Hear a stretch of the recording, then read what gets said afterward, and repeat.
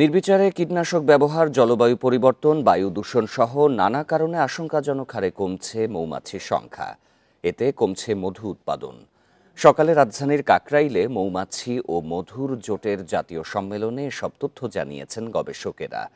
এদিকে সুন্দরবনের মধুকে জিআই পণ্যের স্বীকৃতির দাবি জানিয়েছেন আয়োজকেরা। চলছে মধুর পিএস পরীক্ষা।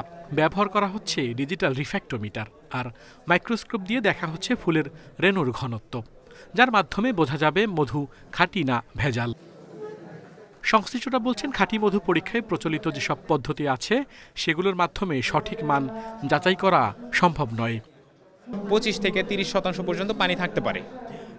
তো সেই ক্ষেত্রে দেখা যাবে যে 30% বা 28% পানি সম্পন্ন যদি মধু কোনো একটা গ্লাসে দেওয়া হয়, তখন কিন্তু সেটা হচ্ছে পানিতে দ্রবীভূত হয়ে যাবে, কিন্তু মধুটা কিন্তু খাঁটি। মৌমাছি চাষ ও মধু বিষয়ক নানা আয়োজন হয় জাতীয় মৌমাছি ও মধু সম্মেলনে। এতে অংশ নেন ভ্রূণতত্ত্ববিদ, মৌয়াল চাষি ভোক্তারা। ধারণা দেয়া হয় কোন গাছের কোন ফুল থেকে কি মধু হয়।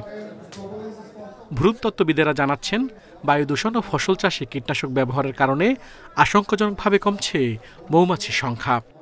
মৌমাছি হচ্ছে একটা পলিনেটরস, হ্যাঁ, ও যেটা করে পরাগায়নে হেল্প করে। তো এখন ওখানে যদি কেমিক্যাল দেওয়া হয়, যে কীটনাশক ব্যবহার করা হয়, তখন এটা মৌমাছির জন্য খুবই ক্ষতিকর হয়। আয়োজকরা জানিয়েছেন, বর্তমানে দেশে মধুর বাজার মূল্য 1200 থেকে 1500 কোটি টাকা। চলতি বছর মধু সংগ্রহ করা হয়েছে প্রায় 1 কোটি কেজি। এর মধ্যে চাষের মধু 90 থেকে 95%, আর সুন্দরবন থেকে সংগ্রহ করা হয় 5 থেকে 10%। 4 থেকে 5 লাখ কেজি মধু আমরা সুন্দরবনের বেল থেকে পাই, ম্যানগ্রোভ মধু, যেটা সুন্দরবনের খলিশা ফুলের মধু।